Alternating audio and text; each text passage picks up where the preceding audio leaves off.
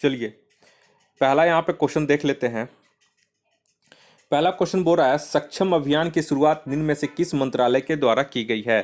तो यहाँ पे सही आंसर हो जाएगा ऑप्शन बी, पेट्रोलियम एवं प्राकृतिक गैस मंत्रालय के द्वारा। हरित और स्वच्छ ऊर्जा के बारे में जागरूकता फैलाने के लिए इस अभियान की शुरुआत की गई है। दूसरे नंबर में आइए, वर्ष 2020 के लिए WTA player of the year award किस टेनिस खिलाड़ी को सम्मानित किया गया है।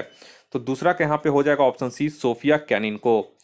वर्ष 2020 के लिए WTA player of the year award से सोफिया केनिन को सम्मानित किया गया है, जो कि लॉन टेनिस खेलती हैं। तीसरा नंबर में आइए, तीसरा बोला दिसंबर 2020 में भारत और किस देश ने पर्यावरण और जैव विविधता संरक्षण के क्षेत्र में समझौता ज्ञापन पर हस्ताक्षर किए हैं।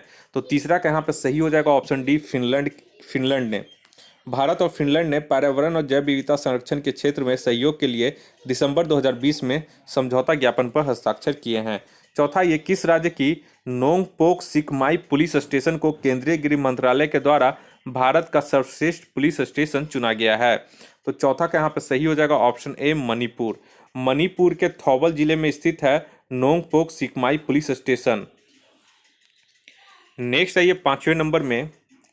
पांचवा नंबर बोल रहा है पूर्ण रूप से जैविक प्रदेश बनाने वाला देश का पहला केंद्र शासित प्रदेश कौन है। तो पांचवा का यहाँ पे सही हो जाएगा ऑप्शन ए, लक्षद्वीप। 2016 में सिक्किम पूर्ण रूप से जैविक प्रदेश बनने वाला देश का पहला राज्य था। 6 नंबर में आइए, द बैटल ऑफ बिलोंगिंग के लेखक कौन है। तो 6 का इसका सही आंसर हो जाएगा ऑप्शन डी, शशि थरूर।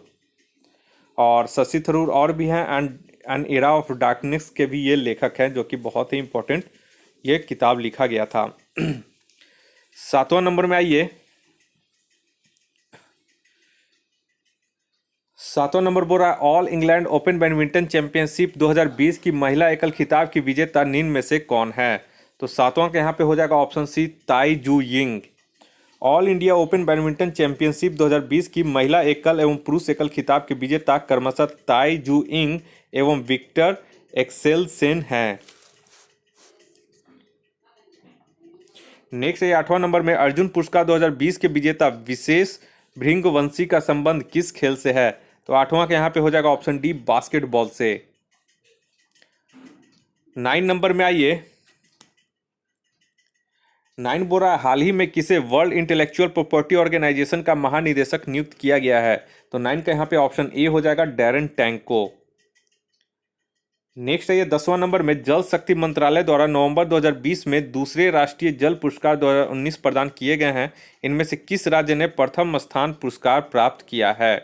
तो 10वां का यहाँ पे सही हो जाएगा ऑप्शन बी, तमिलनाडु। ठीक है, और इसमें प्रथम एवं द्वितीय और तृतीय स्थान के लिए सर्वश्रेष्ठ राज्य का पुरस्कार क्रमशः तमिलनाडु पहले स्थान, द्वितीय स्थान के लिए महाराष्ट्र को और तृतीय स्थान के लिए राजस्थान को दिया गया है। नेक्स्ट है ये 11 नंबर में, 11 बोरा नवंबर 2020 में किस वाद्य यंत्र के मशहूर वादक टी.एन. कृष्णन का निधन हो गया।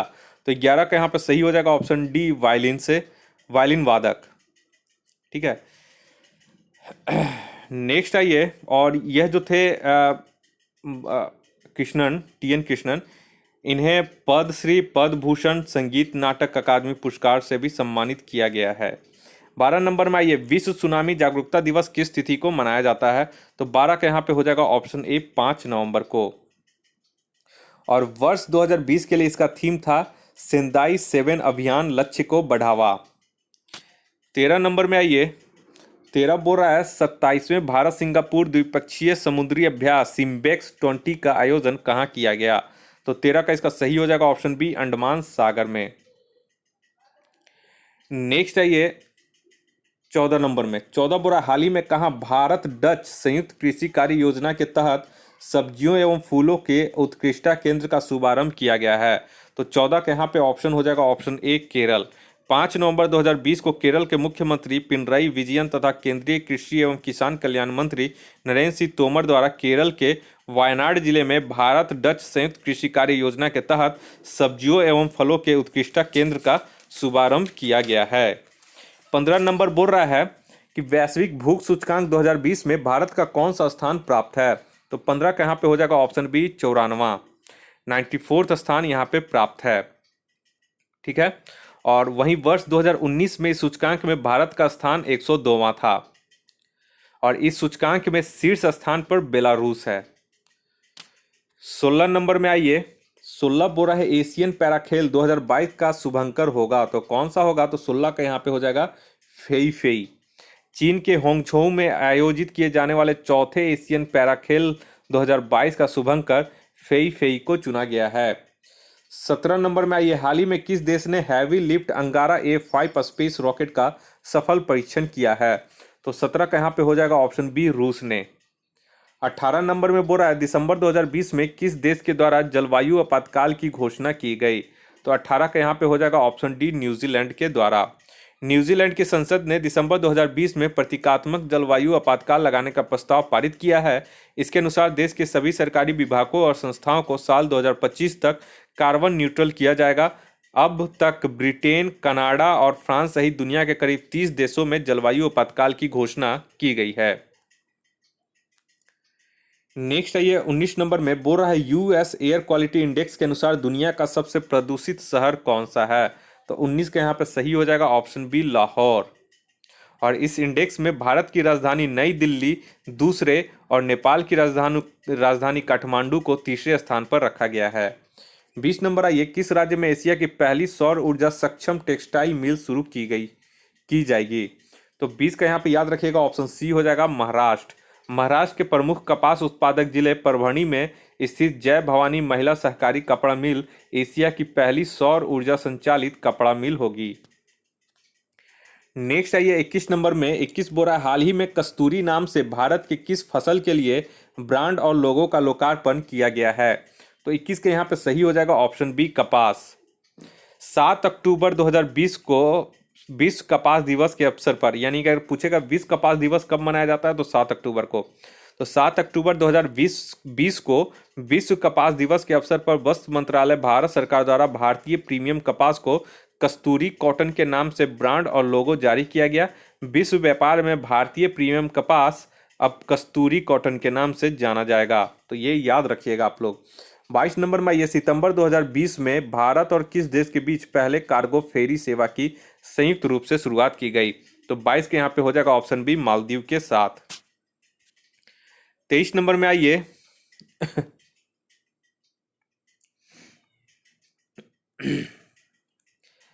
23 नंबर बोल रहा है किसने वर्ष 2020 में Dayton literary peace prize lifetime achievement award जीता है? तो 23 के यहाँ पे हो जाएगा ऑप्शन ए, मार्गरेट एटवुड ने। वर्ष 2020 में Dayton literary peace prize lifetime achievement awards Margaret Atwood ने जीता है और ये लेखन के क्षेत्र में दिया जाता है। 24 नंबर में आइए, नीति आयोग द्वारा दिसंबर 2020 के लिए फरवरी 2021 में जारी महत्वाकांक्षी जिलों की सूची में शीर्ष स्थान निम्न में से किस जिले को प्राप्त हुआ है? तो 24 के यहाँ पे हो जाएगा ऑप्शन डी, श्रावस्ती को। ठीक है, और यहाँ पे याद रखिएगा कि जारी रैंकिंग जिलों की डेल्टा रैंकिंग में प्रथम एवं द्वितीय स्थान क्रमशः श्रावस्ती जो कि उत्तर प्रदेश में है एवं धलाई जो कि त्रिपुरा को है प्राप्त हुआ है, और आकांक्षी जिलों की रैंकिंग हर महीने जारी की जाती है। 25 नंबर में आइए, 25 बोल रहा है कि किस मंत्रालय के द्वारा एक टोल फ्री मानसिक स्वास्थ्य पुनर्वास हेल्पलाइन सेवा किरण का शुभारंभ किया गया है? तो 25 के यहाँ पे हो जाएगा ऑप्शन बी, सामाजिक न्याय और अधिकारिता मंत्रालय के द्वारा। नेक्स्ट है ये 26 नंबर में 5 क्वेश्चन मैथ्स रहेगा, तो इसमें हम केवल आंसर बता दे रहे हैं और आपको इसका जो सॉल्यूशन है वो मैं टेलीग्राम चैनल पर PDF सेंड कर दूंगा। 26 के यहाँ पे क्वेश्चन देखिए, 26 का जो हो जाएगा सही आंसर ऑप्शन सी हो जाएगा, 60 दिन। 27 में आइए, 27 का इसका सही आंसर हो जाएगा ऑप्शन डी, 8%। 28 नंबर क्वेश्चन में आइए, 28 जो क्वेश्चन है इसका सही आंसर हो जाएगा ऑप्शन सी, 36 सेंटीमीटर। नेक्स्ट आइए 29 नंबर में, 29 का जो इसका सही आंसर हो जाएगा ऑप्शन डी, 96। और अब 30 में आइए, 30 का इसका सही आंसर हो जाएगा ऑप्शन बी, 45 किलोमीटर। 31 नंबर में आइए, यदि कोई व्यक्ति सीढ़ी पर चढ़ता है और चढ़कर उतर जाता है तो किए गए कार्य का मान क्या होगा? तो 31 के यहाँ पे ऑप्शन शून्य हो जाएगा, क्योंकि फोर्स इंटू विस्थापन होता है तो विस्थापन यहाँ पे 0 हो जाएगा, इसलिए ये शून्य हो जाएगा। 32 नंबर में आइए, 32 बोरा एक पार्सेक निम्न में से किसके बराबर होता है? तो 32 के यहाँ पे हो जाएगा ऑप्शन ए, 3.08 इंटू 10⁻16 मीटर के बराबर होता है। और एक पार्सेक अगर प्रकाश वर्ष में यानी कि लाइट ईयर में पूछेगा तो एक पार्सेक मतलब 3.26 प्रकाश वर्ष होता है। और पार्सेक जो है वो दूरी मापने की इकाई होती है। नेक्स्ट नंबर आइए 33 में, निम्न में से कौन एक अदिश राशि नहीं है यानी कि स्केलर नहीं है। तो यहाँ पे देखिए 33 का जो सही हो जाएगा वो हो जाएगा ऑप्शन डी, चुंबकीय क्षेत्र जो है ये भौतिक राशि जिसमें दिशा और परिणाम दोनों ही होते हैं, ये सदिश राशि हैं। ठीक है, तो एक चीज यहाँ पे पूछा कि अदिश राशि नहीं है, तो चुंबकीय क्षेत्र जो है ये अदिश राशि नहीं है जबकि ये सदिश राशि है। नेक्स्ट है 34 में, निम्न में से किस स्थिति में ध्वनि का वेग अधिकतम होता है। तो 34 के यहाँ पे सही हो जाएगा ऑप्शन डी, 27 डिग्री सेंटीग्रेड आर्द्र वायु में ध्वनि का वेग अधिकतम होता है। नेक्स्ट आइए 35 में, चुंबकीय क्षेत्र का एस आई मात्रक क्या होता है। तो ये हो जाएगा option C, Tesla. Elon Musk का भी एक जो कंपनी है उसका भी नाम जो है टेस्ला है। टेस्ला कार जो है वो बहुत ही बेहतरीन है। 36 नंबर में आइए, यदि 200 वाट के बल्ब प्रतिदिन 5 घंटा जलता है तो 10 दिन में कितना यूनिट बिजली बिल का खपत होगा। तो 36 का यहाँ पे देख लीजिए, 36 का यहाँ पे हो जाएगा ऑप्शन सी, 10 यूनिट। इसे कैसे सॉल्व कीजिएगा, तो ऊर्जा बराबर क्या होता है, वाट इंटू घंटा। आप जो भी घर में देखते हैं KWH में मेजर किया जाता है यूनिट, ठीक है, किलो वाट आवर में। तो वहीं पे आप देखिएगा तो 200 इंटू 5 इंटू 10 कीजिएगा तो 10,000 वाट घंटा आएगा। एक यूनिट बराबर 1,000 वाट घंटा, इसलिए यहाँ पे 10,000 से डिवाइड कर दीजिएगा तो 10 यूनिट हो जाएगा। नेक्स्ट आइए 37 में, 37 बोल रहा है यदि किसी वस्तु को पृथ्वी से चंद्रमा पर लाया जाए तो उसके द्रव्यमान पर क्या प्रभाव पड़ेगा। तो द्रव्यमान हम सभी जानते हैं कि द्रव्यमान चेंज नहीं होता, भार चेंज होता है, तो द्रव्यमान यहाँ पे अपरिवर्तित रहेगा। 38 नंबर में आइए, जब पानी में नमक मिलाया जाता है तो उसके क्वथनांक एवं गलनांक बिंदु पर क्या प्रभाव पड़ता है। तो 38 का यहाँ पे जो सही आंसर हो जाएगा ऑप्शन ए हो जाएगा, क्वथनांक यानी कि बॉइलिंग पॉइंट जो है वो बढ़ेगा और मेल्टिंग पॉइंट जो है यानी कि गलनांक जो है वो घटेगा। नेक्स्ट आइए 39 नंबर में, 39 बोरा निम्नलिखित में से वह कौन सी घटना है जो केवल प्रकाश में होती है ध्वनि में नहीं। तो 39 का यहाँ पे सही आंसर हो जाएगा ऑप्शन डी, ध्रुवन यानी कि पोलराइजेशन। पोलराइजेशन अनुप्रस्थ तरंग है जैसे प्रकाश का गुण है अनुप्रस्थ तरंग, वैसी तरंग होती हैं जिनके संचरण के लिए माध्यम की आवश्यकता नहीं होती है। और ध्वनि जो है वो अनुदैर्घ्य तरंग होता है। 40 नंबर में आइए, स्थिर अनुपात का नियम किस वैज्ञानिक ने दिया था। तो 40 का यहाँ पे सही हो जाएगा ऑप्शन सी, जोसेफ प्राउस्ट ने। स्थिर अनुपात का नियम जोसेफ प्राउस्ट नामक वैज्ञानिक ने दिया था और इस नियम के अनुसार किसी रासायनिक यौगिक में तत्व हमेशा द्रव्यमान के निश्चित अनुपात में मौजूद होते हैं। 41 नंबर में आइए, 41 बोल रहा है कि CO2 में निम्न में से किस प्रकार का प्रसंस्करण पाया जाता है। तो 41 का यहाँ पे सही हो जाएगा option A, SP। CO2, C2H2, BeCl2, BeH2 में SP प्रकार का प्रसंस्करण पाया जाता है। नेक्स्ट आइए 42 में, परमाणु रिएक्टर में विमंदक का कार्य कौन करता है। तो यहाँ पे हो जाएगा ऑप्शन डी, A और B दोनों यानी भारी जल और ग्रेफाइट दोनों। विमंदक का मुख्य कार्य होता है न्यूट्रॉनों को अवशोषित करना ताकि रिएक्टर में जो है उसको संतुलित रखा जाए, रिएक्टर परमाणु रिएक्टर को। नेक्स्ट आइए 43 में, 43 नंबर बोल रहा है निम्न में से कौन ऑक्सीकारक तथा अवकारक दोनों की तरह व्यवहार करता है। तो ये इंपॉर्टेंट क्वेश्चन है, बहुत बार पूछ चुका है। तो ये हो जाएगा ऑप्शन सी, HNO2।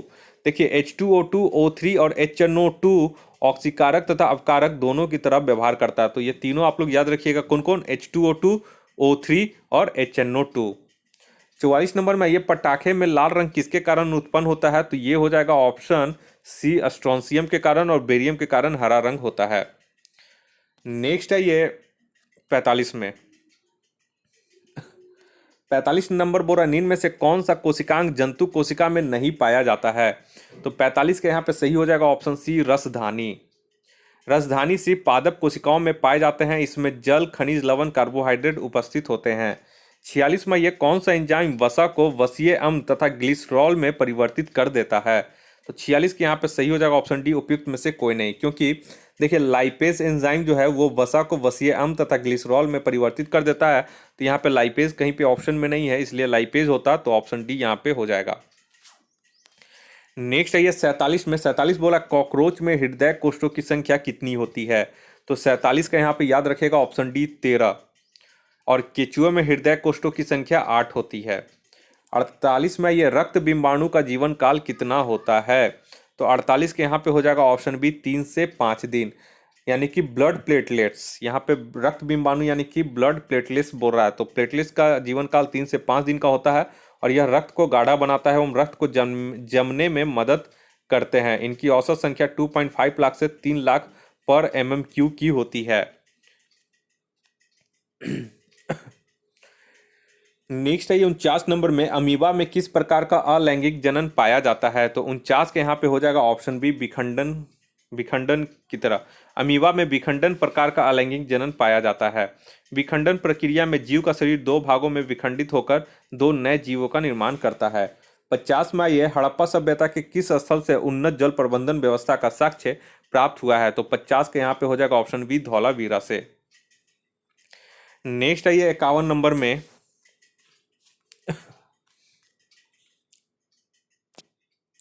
51 बोरा उत्तर मीमांसा दर्शन के प्रवर्तक कौन थे? तो 51 का यहाँ पे हो जाएगा ऑप्शन डी बदरायन ने।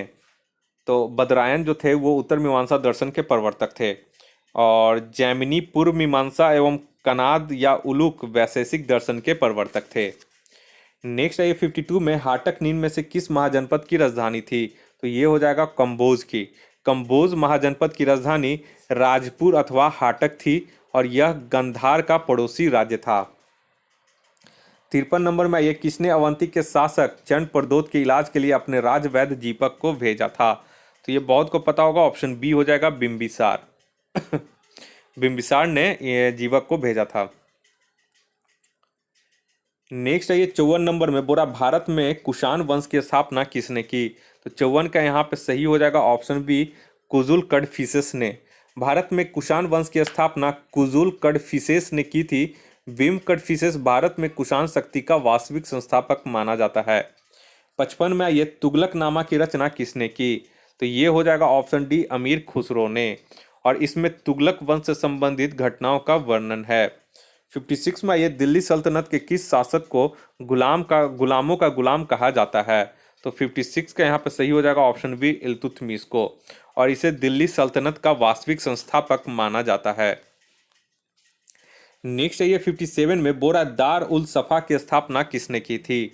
तो 57 का ये हो जाएगा ऑप्शन ए फिरोज शाह तुगलक। और यह एक राजकीय अस्पताल था। 58 में ये फारसी यात्री अब्दुल रज्जाक ने किसके शासनकाल में विजयनगर की यात्रा की थी? 58 का सही हो जाएगा ऑप्शन बी देवराय द्वितीय के शासनकाल में। और वह जो था वो खुरसान के सुल्तान मिर्जा शाहरुख का दूत था। अब्दुल रज्जाक जो था वो खुरसान के सुल्तान मिर्जा शाहरुख का दूत था। 59 में ये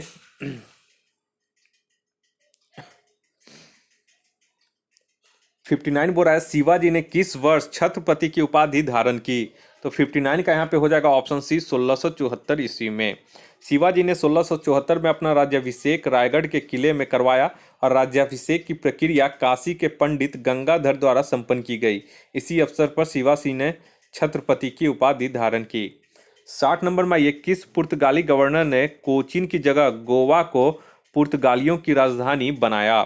तो 60 का यहाँ पे हो जाएगा option C Nina da Cunha ने। पुर्तगाली गवर्नर नीना डी कुन्हा ने 1530 में कोचीन की जगह गोवा को पुर्तगालियों की राजधानी बनाया। उसी ने सेंट टोमे तथा हुगली में पुर्तगाली बस्तियां बसाई थी।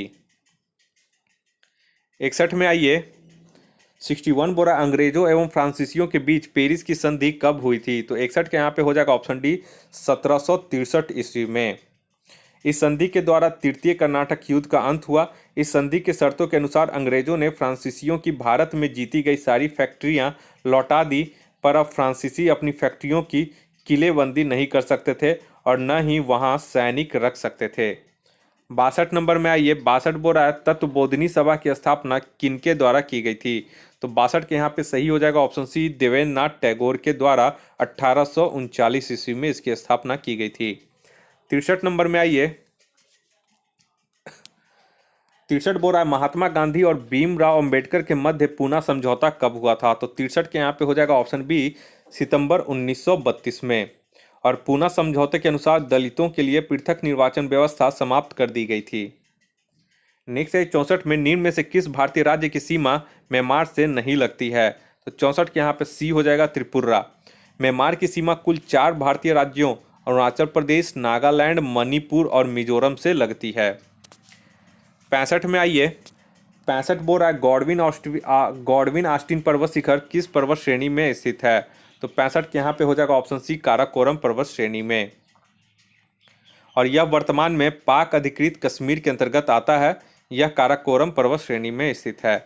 66 में आइए, जुक्कू घाटी किस राज्य में स्थित है?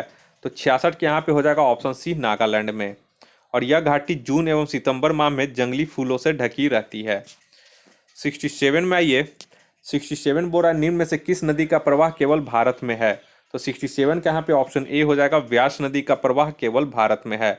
और यह रोहतांग दर्रे के पास व्यास कुंड से निकलती है। यह हरिके नामक स्थान पर सतलज से मिलती है। यह हरिके बैराज का निर्माण किया गया है। यहीं से भारत की सबसे लंबी नहर इंदिरा गांधी नहर निकलती है। 68 में यह तवा किस नदी की सहायक नदी है? तो तवा जो है ये नर्मदा की सहायक नदी है। तवा, बंजर, सेर एवं ओरसंग नर्मदा की प्रमुख सहायक नदियां हैं। नेक्स्ट है ये 69 में, 69 बोरा उत्तर पूर्वी मानसून से सबसे अधिक वर्षा किस राज्य में होती है? तो 69 का यहाँ पे हो जाएगा ऑप्शन डी, तमिलनाडु। उत्तर पूर्वी मानसून से सबसे अधिक वर्षा तमिलनाडु में होती है। लौटते मानसूनी पवनों के द्वारा बंगाल की खाड़ी से जलवाष्प ग्रहण करने के बाद तमिलनाडु के तटीय क्षेत्रों में वहां वर्षा होती है। 70 में आइए, मेटूर परियोजना किस नदी पर स्थित है? बहुत इंपॉर्टेंट क्वेश्चन है। 70 का ये हो जाएगा ऑप्शन सी, कावेरी नदी पर। 71 में आइए, तातीपाका तेल परिशोधनशाला किस राज्य में स्थित है? तो 71 का ये हो जाएगा ऑप्शन बी, आंध्र प्रदेश में। ये सब क्वेश्चन पूछा हुआ है। नेक्स्ट है ये 72 नंबर में, 72 बोल रहा है 2011 की जनगणना के अनुसार भारत में सबसे अधिक शहरी जनसंख्या निम्न में से किस राज्य में है? तो 72 का इसका सही आंसर हो जाएगा ऑप्शन बी, महाराष्ट्र में। नेक्स्ट है ये 73 में, भारत का सबसे बड़ा जैव मंडल आरक्षित क्षेत्र है। तो 73 के यहाँ पे सी हो जाएगा ऑप्शन सी, कच्छ का रण। कच्छ का रण भारत का सबसे बड़ा जैव मंडल आरक्षित क्षेत्र है। इसका क्षेत्रफल 12,454 वर्ग किलोमीटर है। मन्नार की खाड़ी का क्षेत्रफल 10,500 वर्ग किलोमीटर है, जो कि दूसरा सबसे बड़ा जैव मंडल आरक्षित क्षेत्र है। नेक्स्ट आइए 74 नंबर में, 74 बोरा लोही एक नस्ल है। तो लोही किसका नस्ल है? तो ये हो जाएगा ऑप्शन ए, भेड़ की यह एक नस्ल है। 75 नंबर में आइए, भारतीय संविधान में संशोधन की शक्ति एवं प्रक्रिया का वर्णन निम्न में से किस अनुच्छेद में है? तो 75 का यहाँ पे हो जाएगा अनुच्छेद 368 में। और भारतीय संविधान के भाग 20 में अनुच्छेद 368 के तहत संविधान में संशोधन की शक्ति एवं प्रक्रिया का वर्णन किया गया है। 76 नंबर में ये बोला, किसी राज्य में यदि राष्ट्रपति शासन लागू है तो यह अधिकतम कितने समय तक बढ़ाया जा सकता है? तो 76 के यहाँ पे हो जाएगा ऑप्शन सी, 3 वर्ष तक। एक बार में संसदीय अनुमोदन के उपरांत 6 माह के लिए राष्ट्रपति शासन लगाया जाता है और इसे आगे बढ़ाने के लिए पुनः संसदीय अनुमोदन आवश्यक है। इस तरह अधिकतम 3 वर्षों तक राष्ट्रपति शासन प्रभावी रह सकता है। 77 में ये, किसी राज्य में राष्ट्रपति शासन की घोषणा को मंजूरी देने वाला प्रस्ताव संसद के दोनों सदनों द्वारा निम्न में से किस बहुमत द्वारा पारित किया जाता है? तो 77 का यहाँ पे हो जाएगा ऑप्शन ए, साधारण बहुमत के द्वारा। नेक्स्ट आइए 78 में,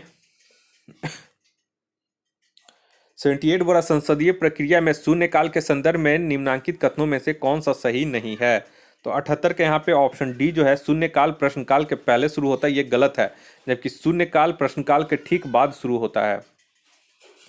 79 में आइए, 79 और निम्न में से कौन सा सुमलित नहीं है? तो 79 का यहाँ पे ऑप्शन सी जो है, संविधान संशोधन, ये सुमलित नहीं है। संविधान संशोधन भाग 20 में है, ना कि 21 में।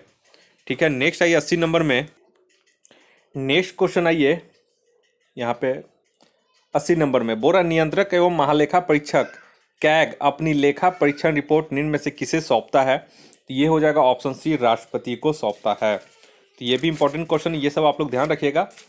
81 नंबर में ये, पंचायतों को संवैधानिक आधार प्रदान करने की सिफारिश सर्वप्रथम किस समिति ने की थी? तो 81 का यहाँ पे हो जाएगा ऑप्शन सी, लक्ष्मीमल सिंघवी समिति ने। 1986 ईस्वी में गठित लक्ष्मीमल सिंघवी समिति ने सर्वप्रथम पंचायतों को संवैधानिक आधार प्रदान करने की सिफारिश की थी। नेक्स्ट है ये 82 में 82 बोल रहा है संविधान के किस अनुच्छेद के अंतर्गत राष्ट्रपति किसी मामले में सर्वोच्च न्यायालय की सलाह ले सकता है।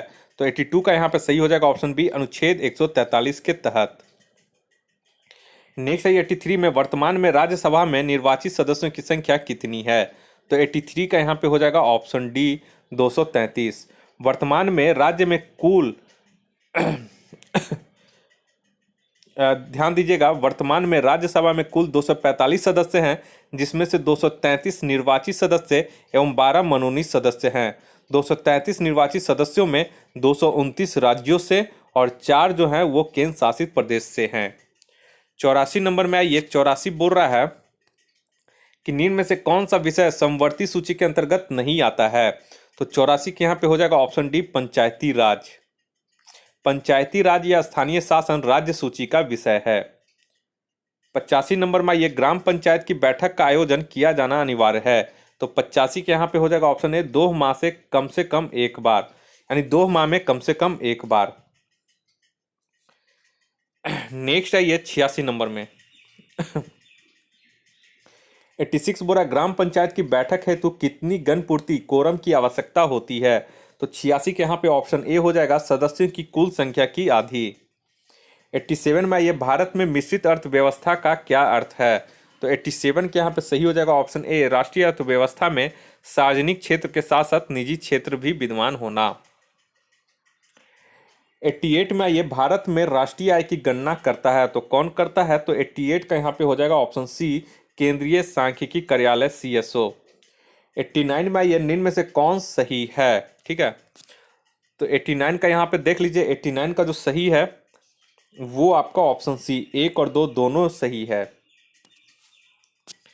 90 नंबर में आइए, 90 बोरा वैश्विक वित्तीय स्थिरता रिपोर्ट जारी करता है। तो ये कौन करता है। तो 90 का हो जाएगा ऑप्शन डी, IMF यानी कि अंतर्राष्ट्रीय मुद्रा कोष, इंटरनेशनल मॉनेटरी फंड। ये भी ध्यान रखिएगा। 91 में ये कृष्ण क्रांति यानी कि ब्लैक रिवॉल्यूशन किससे संबंधित है। तो 91 का यहाँ पे हो जाएगा ऑप्शन बी, पेट्रोलियम उत्पादन से। 92 में आइए,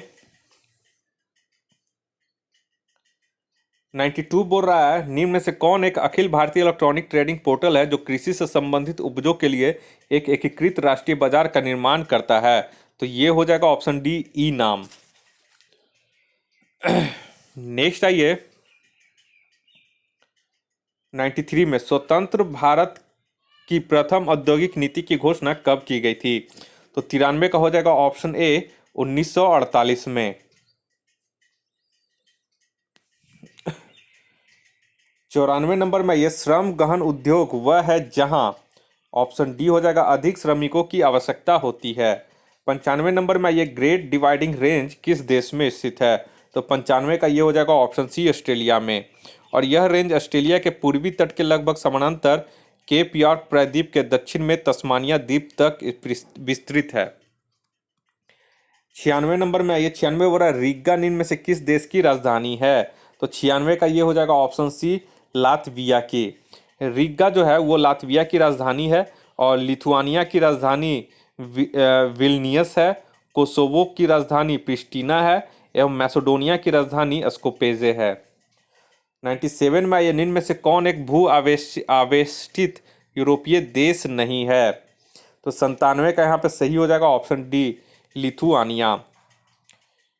ठीक है, और लिथुआनिया की राजधानी अभी बना है, विल्नियस है।